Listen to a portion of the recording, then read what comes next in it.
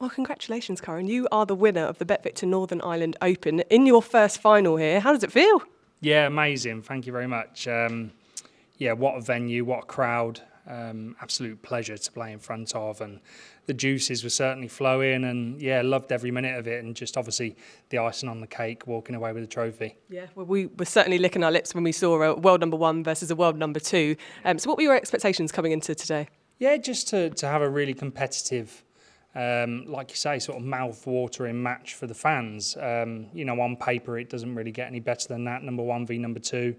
So, as Judd alluded to there, hopefully this is going to be a regular occurrence and we meet in many more finals for sort of many more years to come. Okay, well, you had quite the head start, didn't you? 7-1 after the first session. So where does this rank in all-time performances for you?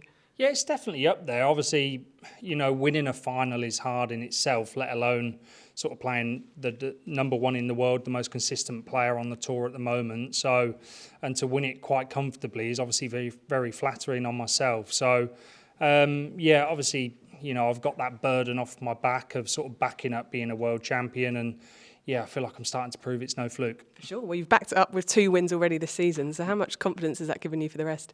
Yeah, and they're big tournaments that I've managed to win as well. These best of 7 format tournaments are really tough to get through and be consistent and win. So, like I say, there's so many good players on tour. Having to beat the likes of Mark Williams and Judd, Anthony McGill, many others. The list goes on. So, delighted. Okay, well, put us in the driver's seat for a minute. When you were there, when did you think it was yours for the taking? At what point?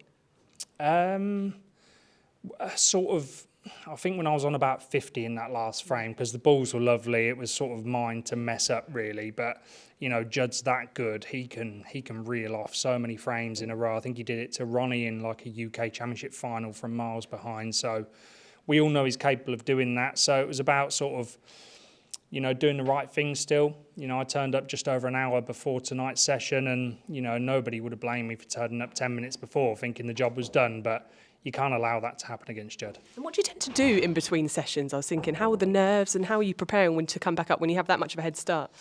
I work very hard with a guy called Chris O'Connor from Eccleston Park Hypnotherapy. He's a solution hypnotherapist. So, I put his track on, it totally chills me out and sort of tunes into my subconscious, and you feed all the positive thoughts through, and it just gets rid of all the anxiety and that sort of thing. So that's been a massive help for me recently. No 50 Cent? PIMP. No, there was a bit of Jack Harlow getting ready. Yeah. So just chill out, put a bit of music on, and get ready. And how will you celebrate tonight? Because I know you've got all of your family here, your kids, your partner, you've got your mum, you've got your brother, and you obviously just mentioned as well your mum just has overcome breast cancer as well, so that's a win in itself. Yeah, massive. And we've enjoyed every night in Belfast. We've gone to different restaurants, different little pubs, and I love it over here. So, hopefully we'll get a few Guinnesses down us, and the kids can stay up as long as possible, but it's been a long day for them. They've been travelling from early hours this morning, so we'll see how it goes. Well, they've enjoyed the confetti out there, and I'm glad you've enjoyed the win, so congratulations. Thank you very much. Cheers.